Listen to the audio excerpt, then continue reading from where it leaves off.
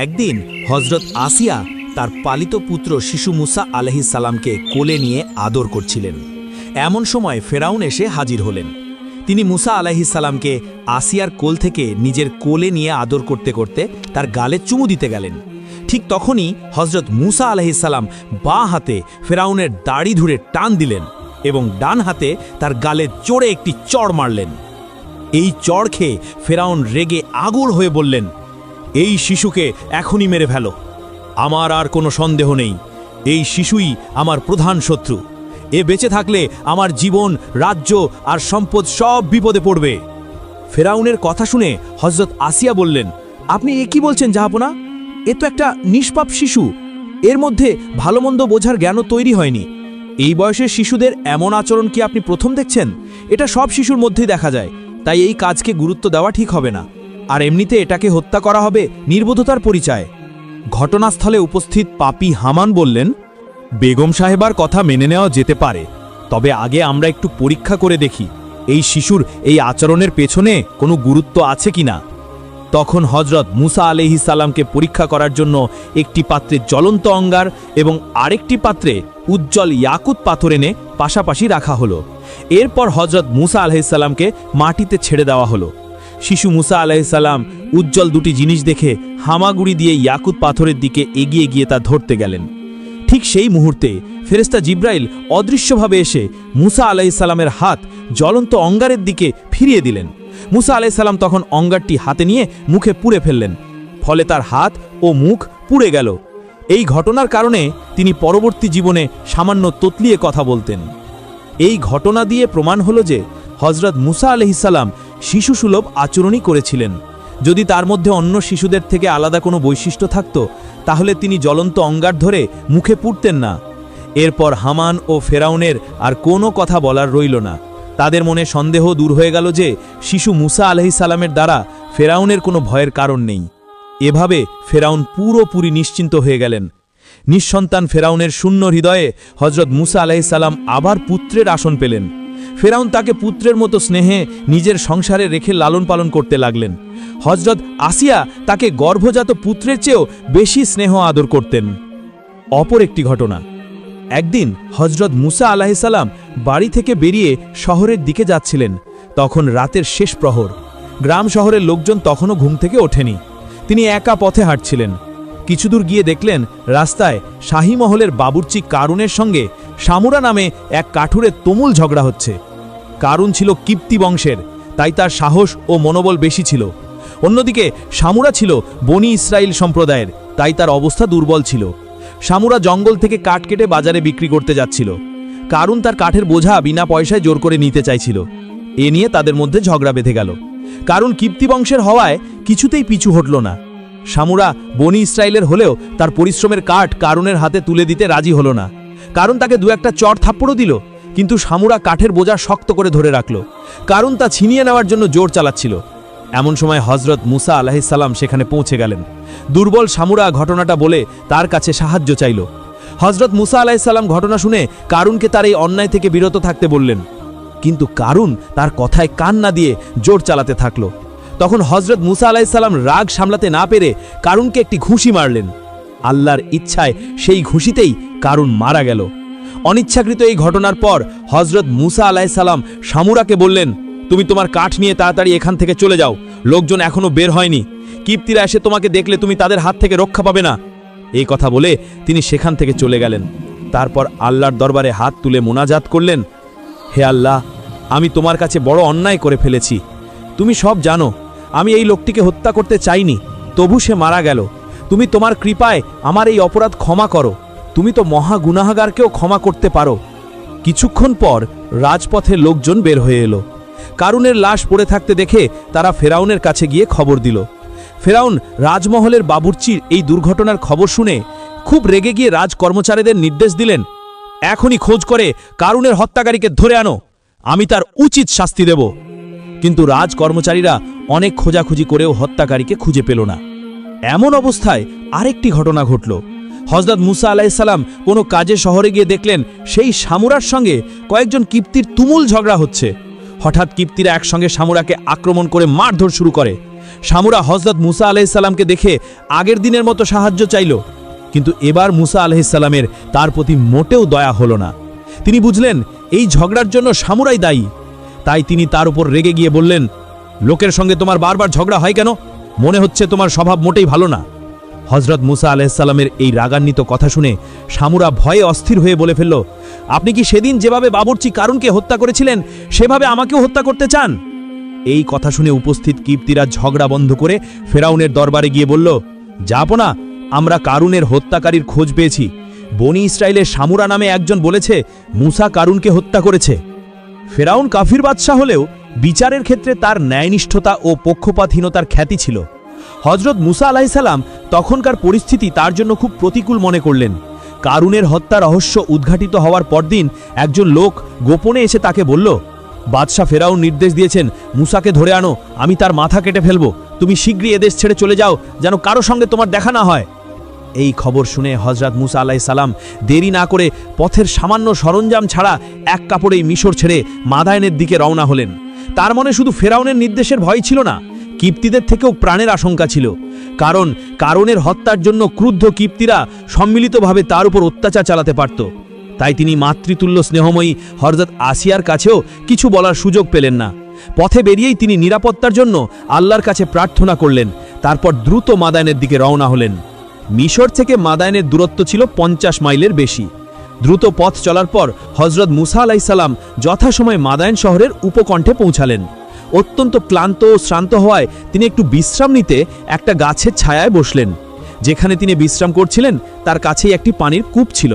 তিনি দেখলেন কয়েকজন বকরি ও মেষের রাখাল কূপ থেকে পানি তুলে তাদের পশুদের পানি খাইয়ে নিজ নিজ কাজে সেরে চলে গেল। কিন্তু কিছু দূরে দুইটি কন্যাকে দেখা যাচ্ছে। তারা মুখ কালো করে দাঁড়িয়ে আছে। হযরত মুসা আলাইহিস সালাম তাদের জিজ্ঞাসা করলেন, তোমরা চুপচাপ দাঁড়িয়ে আছো কেন? কি উদ্দেশ্যে এখানে এসেছো? কন্যা দুজন জবাব দিল, আমরা মেয়ে মানুষ, তাই পুরুষ রাখালদের মধ্যে এসে তাড়াহুড়ো করে আমাদের পশুদের পানি খাওয়াতে পারি না। পুরুষ রাখালরা তাদের কাজ সেরে চলে যাওয়ার পর আমরা কূপ থেকে পানি তুলে আমাদের পশুদের সবার শেষে পানি খাওয়াই। আমাদের পিতা যদি বৃদ্ধ না হতেন তাহলে আমাদের এখানে আসতে হতো না। তিনি খুব বৃদ্ধ বলেই আমাদের দুই বোনকে এখানে আসতে হয়। কন্যাদের কথা শুনে হযরত মুসা আলাইহিস সালামের মনে তাদের প্রতি দয়া হলো। তিনি নিজে কূপ থেকে পানি তুলে তাদের পশুদের পানি খাওয়ালেন। তারপর আবার গাছের ছায়ায় গিয়ে বিশ্রাম নিতে লাগলেন। হযরত মুসা আলাইহিস সালামের সঙ্গে খাওয়ার মতো কোনো খাবার ছিল না, তাই ক্ষুধায় তিনি খুব দুর্বল বোধ করছিলেন। এই দুই কন্যা ছিল মাদায়েনের নবী হযরত শুয়েব আলাইহিস সালামের মেয়ে। তিনি তখন খুব বৃদ্ধ হয়ে গিয়েছিলেন। তার গৃহপালিত পশুদের পানি খাওয়ানোর জন্য এই দুই মেয়ে ছাড়া আর কেউ ছিল না। কন্যারা বাড়ি ফিরে তাদের পিতার কাছে বলল, পিতা, আজ একজন বিদেশী শক্তিশালী ও নির্ভরযোগ্য যুবক কূপের কাছে গাছের ছায়ায় বিশ্রাম করছিলেন। তিনি আমাদের পশুদের পানি খাইয়ে দিয়েছেন। আজ আমাদের কোনো পরিশ্রম করতে হয়নি।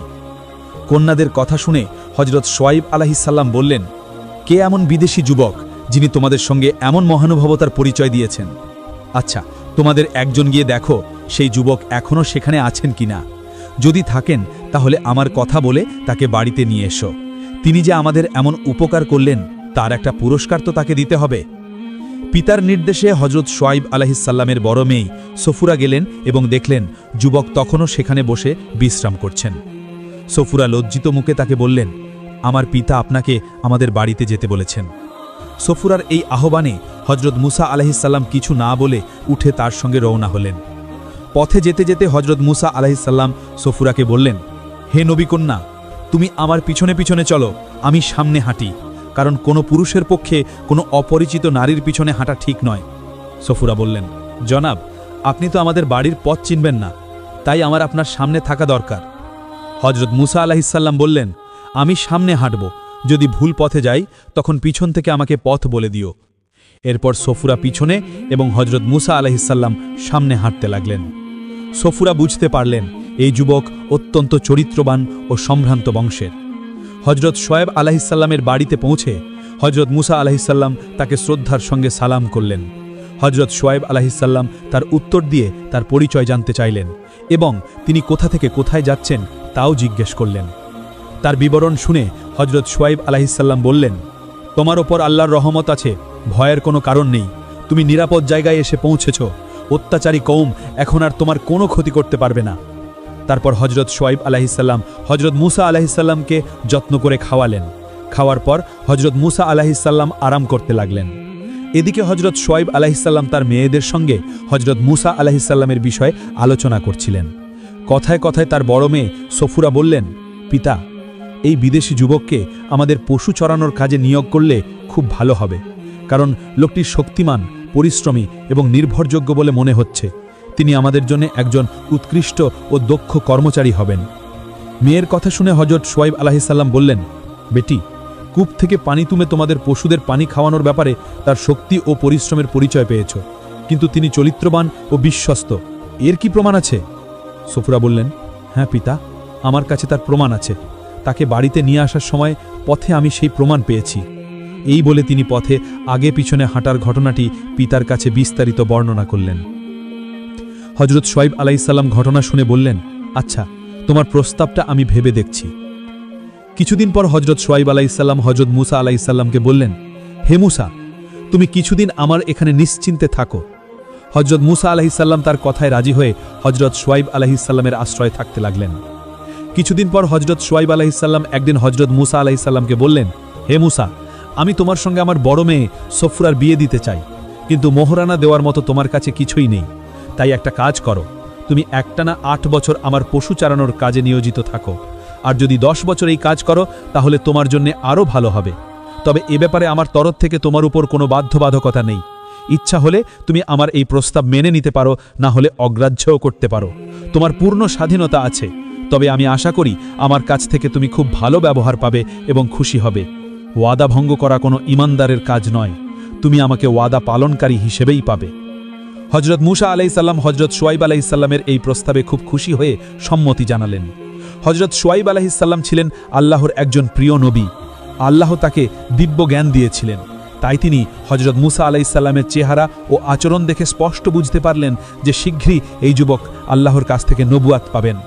এই কারণে তিনি হজরত মুসা আলাইহিসসালামকে নিজের কাছে আশ্রয় দিলেন এবং তার হাতে নিজের বড় মেয়ে সফুরার বিয়ে দেওয়ার ইচ্ছা প্রকাশ করলেন। হজরত মুসা আলাইহিসসালাম যখন হজরত শোয়াইব আলাইহিসসালামের প্রস্তাবে রাজি হলেন, তখন আর অযথা দেরি না করে হজরত শোয়াইব আলাইহিসসালাম হজরত মুসা আলাইহিসসালামের কাছ থেকে 8 বছরের চাকরির একটি চুক্তিপত্র লিখিয়ে নিয়ে তার বড় মেয়ে সফুরার সঙ্গে তার বিয়ে দিলেন। অপর একটি ঘটনা, হজরত মুসা আলাইহিসসালামের কাছে আজরাইল আলাইহিসসালাম তার রূহ কবজ করতে এলেন। হজরত মুসা আলাইহিসসালাম জিজ্ঞেস করলেন, তুমি কে? আজরাইল আলাইহিসসালাম বললেন, আমি মৃত্যুর ফেরেশতা। হজরত মুসা আলাইহিসসালাম বললেন, তুমি আমার রূহ কবজ করতে এসেছো? আজরাইল আলাইহিসসালাম বললেন, হ্যাঁ, আল্লাহর নির্দেশে। তখন হজরত মুসা আলাইহিসসালাম আজরাইল আলাইহিসসালামকে একটা থাপ্পড় মারলেন, ফলে তার চোখ ক্ষতিগ্রস্ত হলো। আজরাইল আলাইহিসসালাম আল্লাহর কাছে ফিরে গিয়ে বললেন, হে আল্লাহ, তুমি এমন এক বান্দার কাছে পাঠিয়েছো যে মৃত্যু চায় না। আল্লাহ তখন আজরাইল আলাইহিসসালামের চক্ষু সুস্থ করে দিলেন এবং বললেন, তুমি ফিরে যাও এবং মুসাকে বলো, তিনি যদি মৃত্যু এড়াতে চান তাহলে তার হাত গরুর পিঠে রাখুন। যত বছর তিনি বাঁচতে চান তত সময় তিনি বেঁচে থাকবেন। মুসা আলাইহিসসালাম জিজ্ঞেস করলেন, তারপর কি হবে? আল্লাহ বললেন, তারপর মৃত্যু। এ কথা শুনে মুসা আলাইহিসসালাম বললেন, তাহলে এখনই মৃত্যু দাও। আজরাইল আলাইহিসসালাম বললেন, আপনার মনে শেষ কোনো ইচ্ছা আছে কি? মুসা আলাইহিসসালাম বললেন, আমার মনের ইচ্ছা আমি শেষবারের মতো আল্লাহর সঙ্গে কিছু কথা বলে যাই। ফেরেশতা মালাকুল মউত বললেন, আচ্ছা, তাহলে তাই হবে। আপনি তুর পর্বতে গিয়ে আল্লাহর সঙ্গে কথা বলুন, তারপর আপনার রূহ কবজ করা হবে। আমি আজ আপনার রূহ কবজ করতে আসিনি, শুধু আপনার অভিপ্রায় জানতে এসেছিলাম। এই কথা বলে মালাকুল মউত চলে গেলেন। হজরত মুসা আলাইহিসসালাম সেই দিন থেকে প্রতিদিন একবার করে তুর পর্বতে গিয়ে আল্লাহর সঙ্গে নানা বিষয়ে কথা বলতেন। এভাবে একদিন তিনি আল্লাহর সঙ্গে কথা বলে তুর পর্বত থেকে নেমে কিছু দূর গিয়ে দেখলেন এক জায়গায় 7 জন লোক একটি কবর খুঁড়ছে। তিনি তাদের জিজ্ঞেস করলেন, তোমরা কার জন্যে কবর খুঁড়ছো? তারা বলল, আল্লাহর একজন খুব প্রিয় বান্দার জন্যে। কবর খোঁড়া খুব সওয়াবের কাজ, আপনি চাইলে এতে শরিক হতে পারেন। এ কথা সত্য মনে হওয়ায় হজরত মুসা আলাইহিসসালাম বিনা দ্বিধায় এই কাজে শরিক হলেন। যারা কবর খুঁড়ছিল তাদের মধ্যে একজন মুসা আলাইহিসসালামকে লক্ষ্য করে বলল, যার জন্যে কবর খোঁড়া হচ্ছে তার শারীরিক গঠন ঠিক আপনার মতো। আপনি একবার কবরে শুয়ে দেখলে আমরা বুঝতে পারতাম কবরের মাপ ঠিক হয়েছে কিনা। হজরত মুসা আলাইহিসসালাম বললেন, তোমরা কবরটি খুব সুন্দর ও আকর্ষণীয় করেছ। এমন একটি কবর যদি আমার জন্য হতো। এ কথা বলে তিনি সত্যিই কবরে নেমে 2 পা সোজা করে চিত হয়ে শুয়ে পড়লেন। ঠিক সেই মুহূর্তে আজরাইল আলাইহিসসালাম এসে তার রূহ কবজ করে নিয়ে গেলেন। উপস্থিত লোকেরা যখন দেখলেন তার মৃত্যু হয়েছে তখন তারা সেই কবরেই তাকে দাফন করে দিল।